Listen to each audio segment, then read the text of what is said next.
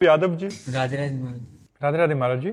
महाराज जी, क्या 24 घंटे में ही भगवत साक्षात्कार का अनुभव हो सकता है? कुछ नहीं कहा जा सकता, एक सेकंड में हो सकता है और कई जन्म लग सकते हैं, क्योंकि भागवत साक्षात्कार भगवान की कृपा से होता है। किसी तपस्या या साधना से भगवान को अधीन नहीं किया जा सकता। किसी तपस्या और साधना में इतनी ताकत नहीं कि सर्वतंत्र स्वतंत्र भगवान को कि अभी प्रकट हो, ऐसा है। और उसे 24 घंटे रोते हुए बीत रहे, व्याकुल है प्राण निकलने को, तो भगवान मिल जाएंगे। अब ऐसी व्याकुलता हो, ऐसी तन्मयता हो, ऐसा लालसा हो, तो भगवान मिल सकते हैं। जितनी जल्दी लालसा प्रकट हो जाए ऐसी कि अब जिया न जाए भगवान के बिना। एक शिष्य ने पूछा कि भगवान के दर्शन कब होते हैं? तो गुरु ने कहा चलो यमुना स्नान करते हैं। तो यमुना जी में ले गए, डुबकी लगाओ। जो डुबकी लगाया ऊपर चढ़ बैठे, तो एक ही मिनट में एकदम बोले गुरुजी अगर आप छोड़ न देते तो मर ही जाते। बोले जब जैसी अभी श्वास लेने के लिए तुम्हें व्याकुलता हुई, ऐसी भगवान से मिलन की जब व्याकुलता होगी तो तुम्हें भगवत प्राप्ति हो जाएगी। अब वो एक दिन में होती है कि एक महीने में होती है कि एक साल में होती है कि एक जन्म में होती है कि एक कल्प में होती है, वो तुम्हारी दौड़ है। जितना भजन करोगे उतने व्याकुलता बढ़ेगी, उतने संसार से वैराग्य, भगवान से प्रेम और स्वरूप का ज्ञान, ये सब होता चला जाएगा। भजन करने से है, भजन करो। समझ पा रहे हो? खूब भजन करो। पुष्प जी। श्री हरिवंश महाराज जी। राधे राधे महाराज जी। महाराज जी, आपके श्रीमुख से सुना है कि रही ना सकत पल पलकन अंतर, जैसे जलते मीन। महाराज जी, ऐसी तड़पन, ऐसी व्याकुलता कैसे पैदा होती है प्रियाजू के लिए? पहले रसिक महापुरुषों का संग करे। रे मन रसिकन संग बिन रंच न उपजय प्रेम। रंच मात्र भी प्रेम की उत्पत्ति नहीं हो सकती अन्य साधनों से, जब तक रसिक महापुरुषों का संग नहीं होगा। रसिक जो केवल प्रिया प्रीतम में ही तन्मय है। रसिक तबहि पहचानिए जाके यह रस रीति, छिन छिन ही में उपजे लाल लाडली प्रीति। नवीन प्रीति, प्रक्षण वर्धमान प्रीति, लाडली लाल को दुलार करने की वृत्ति, वही रसिक महापुरुष जो प्रतिपल प्रिया प्रीतम को सुख देने की भावना में मगन है। पहली बात तो रसिकों का संग, और दूसरी बात जैसे हित हरिवंश अनंत सचुनाही बिनुया रजहि लिए, रहो को काहो मनहि दिए। मेरे प्राणनाथ श्री श्यामा शपथ करो तृण छिए। ये ठसक हो जाए मेरी महारानी श्री राधा रानी, मेरी प्रियाजू।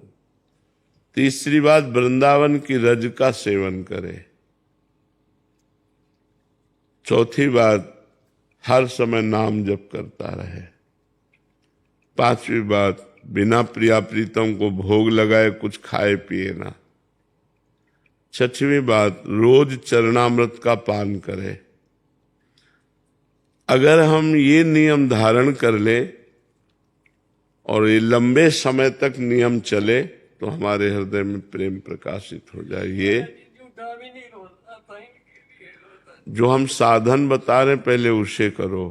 रसिकों का संग बताया, जो ये 6 बातें बताए, इनको जीवन में उतारो, फिर अपने आप सब हो जाएगा। धैर्य पूर्वक जो कहा जाए वैसे चलो जी। सार्थक जी, गाजियाबाद। राधे राधे गुरु जी। राधे राधे महाराज जी। महाराज जी, हम कैसे पहचाने कि हमारी भक्ति सच्ची है या बस मन और अहंकार को अच्छा महसूस कराने का? जब हम हर समय दुख में, सुख में, लाभ में, हानि में, जय में, पराजय में, चलते फिरते, उठते बैठते, खाते पीते, सोते जागते, हर समय भगवान का मधुर मधुर स्मरण होने लगे, प्रियालाल का स्मरण होने लगे, तो जानना चाहिए हमारी भक्ति बढ़ी है। और जब केवल पूजा पाठ किया थोड़ी देर, इसके बाद मनोरंजन संसार का चिंतन, उसी में हम फंसे हुए हैं, वो भक्ति नहीं है, उसका कोई विशेष महत्व नहीं है। महत्व है चलते फिरते, उठते बैठते, खाते पीते, सोते जागते, हर श्वास में इष्ट देव का स्मरण करना। यदि भगवत स्मृति बढ़ रही है तो आपकी भक्ति ठीक है, और यदि भगवत स्मृति नहीं बढ़ रही तो भक्ति में कहीं दोष है, उसको छोड़ दो। जो आप दोष, कोई गलत आचरण, गलत चिंतन, गलत देखना, गलत सुनना, गलत बोलना, गलत खाना, इनको छोड़िए। अगर इनको छोड़ दोगे तो आपकी भक्ति बढ़ेगी, और उस बढ़ने का फल है सब साधन कर यह फल सुंदर, प्रभुपद पंकज प्रीति निरंतर। अपने प्रभु के चरणों में निरंतर प्रीति बढ़े, यही समस्त साधना का फल है। और प्रीति का स्वरूप है स्मरण। जितना स्मरण करोगे उतना ही प्रेम बढ़ेगा। खूब भगवत स्मृति बढ़े, यही भक्ति का लक्षण है कि शुद्ध भक्ति हमारे हृदय में है। सुरेंद्र लोधी जी, राधे राधे। राधे राधे महाराज जी। महाराज जी, आप पूछना चाह रहे हैं कि न्याय करने के समय न्यायाधीश की मूल शर्त ज्ञान और चेतना है, तो फिर ये क्यों देखा जाता है कि जब भगवान के द्वारा दंड विधान होता है तब हमें कुछ याद नहीं रहता, बट हमें उस कर्म का फल मिलता है जो हमें याद ही नहीं है? तो महाराज जी याद न रहे तो क्या कर्म तुम्हें दंड नहीं देगा? तुम किसी का कर्जा लिए हो और तुम भूल जाओ तो तुम्हारी गलती है। तुम्हारी याद तो बहुत कमजोर है। 9 महीने माँ के गर्भ में रहे, याद है? 9 सेकंड की भी याद है, और इसी जन्म में तो रहे, माँ के गर्भ में रहे कि नहीं रहे? तो अपनी याद तो बहुत कमजोर याद है। हो तो तुम ही, शरीर बदल गया। अब पूर्व में कर्म तुमने जो किए हैं वो तुम्हें दंड तो भोगना ही पड़ेगा। जैसे 10 वर्ष मुकदमा चलता है, आप भूल जाओ कि कत्ल किया था, लेकिन आपको जो सजा है, आजीवन सजा, फांसी की सजा, वो तो मिलेगी ना। अब कह दो हम भूल गए तो हमको क्यों सजा मिलती है? भूल गए तो तुम्हारी गलती है, तुम्हारी कमी है। नहीं, तुमने जो जो अपराध किए हैं या जो जो अच्छे कर्म किए हैं उनका फल आपको मिलेगा। अच्छा, शरीर बदल जाते हैं। शरीर माने पोशाक। तो आप पहले जब कत्ल किए तो धोती कुर्ता पहन के किए थे, लेकिन अब जब आप मुकदमा लड़ रहे हैं तो आप पैंट शर्ट से लड़ रहे हैं, तो आपको सजा नहीं होगी क्या? सजा तो होगी ना। तो जैसे आप पूर्व जन्म में स्त्री थे या पुरुष थे या क्या थे, आपने पाप किया, अब इस जन्म में आप पुरुष स्वरूप में बालक हैं अभी, तो आपको भयंकर दंड मिला। तो अवस्था थोड़ी देखता है, कानून अवस्था नहीं देखता। जो भागवतिक कानून है वो अवस्था, वो गर्भ में भी दंड दे देगा। गर्भ ही नष्ट हो गया, वो तो दंड विधान कर्म के अनुसार जो आएगा। तो ये थोड़ी देखा जाता है कि बालक बूढ़ा जवान, ये तो कपड़ा है बाहरी, बालक बूढ़ा जवान। जीवात्मा तो पुरातन है ना, भगवान का अंश है ना, और वही गलती करवा रहा तो उसी को भोगना पड़ता है। समझ पा रहे हो आप? तो हमारी स्मृति तो बहुत थोड़ी है, हम इसी जन्म की बातें भूल। परसों क्या खाया था 12 बजे दोपहर के? हमारी तो स्मृति बहुत छोटी है, नहीं है? कि अगर हम अचानक पूछे, हम ही से पूछ लो ना कि आपने परसों दोपहर के क्या पाया था, सोचना पड़ेगा। परसों की बात, जबकि हमने खाया है, सोचना पड़ेगा हमें। तो फिर हमारी सोच तो बहुत कमजोर सोच है। हम अपनी सोच के अनुसार न्याय कैसे मांग सकते हैं? हमने जो जो किया जन्म जन्मांतरों में, अवश्य में भोक्तव्यम कृतम कर्म शुभाशुभम, हमको शुभ अशुभ कर्म भोगने पड़ते हैं। कुछ माफ भी हो जाते हैं क्या महाराज जी? हाँ, भजन करने से माफ हो जाते हैं। भजन करने से माफ हो जाते हैं। भजन करो, तपस्या करो, तीर्थयाटन करो, पवित्रता पूर्वक दान करो, भगवान का नाम जप करो, इसी से सब पाप नष्ट हो जाते हैं, सर्व पाप नष्ट हो जाते हैं। प्रारब्ध भोगना पड़ता है, प्रारब्ध जो है वो भोगना पड़ता है, पाप सब नष्ट हो जाते हैं। जैसे इसी जन्म में महाराज जी दंड किए, मतलब पाप किए, तो इसी जन्म में दंड क्यों नहीं मिलते? बहुत बड़ी सरकार है ना, बहुत बड़ा कानून है।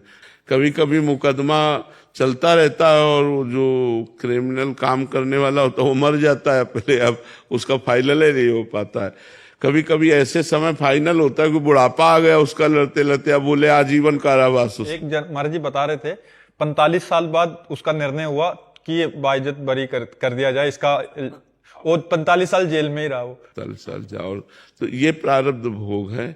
तो देखो यहाँ जबकि एक देश की सरकार है तो इतना समय लेती कि नहीं, अनंत ब्रह्मांडों का न्याय है जहां, वहां तो ये जन्म का जन्म लग ही जाता है, वहां तो लग ही जाता है ऐसे। ओमकार जी, श्री हरिवंश महाराज जी।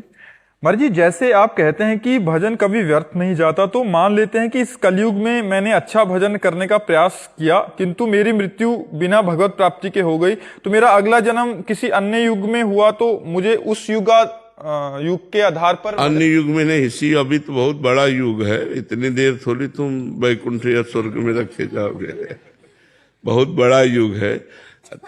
4,32,000 वर्ष की आयु है, तो अभी तो 32,000 में 5-6 वर्ष हुए हैं, 4,32,000 वर्ष की आयु कलयुग की। अभी हम सैकड़ों बार जन्मे मरेंगे, 1-2 बार थोड़ी। यदि भगवत प्राप्ति हो गई तो हो गई, और अगर जो भजन प्रयास करता है और उसको भगवत प्राप्ति नहीं होती तो उसको अगला जन्म जो है बड़ा सुविधाजनक मिलता है। धनी मानी पुरुषों के यहाँ और भक्तमान, धनी मानी भी हैं और भक्तमान है, बचपन से ही सब सुख ऐश्वर्य और बचपन से ही भागवतिक वातावरण। भगवत प्राप्ति के लिए उसको जितनी सामग्री चाहिए, पूर्व जन्म में जो साधना की वो तो जागृत हो ही जाएगी और वर्तमान में उसे बड़ी अनुकूलता मिलती है, तो बचपन से ऐसे संस्कार बन जाते हैं, भगवान की उसे प्राप्ति हो जाती है। वो नष्ट कभी नहीं होता। नामे भक्ता प्रणश्यति, भगवान का भक्त कभी नष्ट नहीं होता, भगवान का भजन कभी नष्ट नहीं होता, भगवान की भक्ति कभी व्यर्थ नहीं जाती, वो अपना रंग दिखा के ही रहती है। जब पाप कर्म अपना रंग दिखा देते हैं तो भक्ति रंग क्यों नहीं दिखाएगी? जब असत कर्म भोगना पड़ता है तो सत्कर्म का फल तो आनंद भोगना ही पड़ेगा। इसलिए खूब नाम जप करो, भगवान की भक्ति करो। नितिन बजाज जी।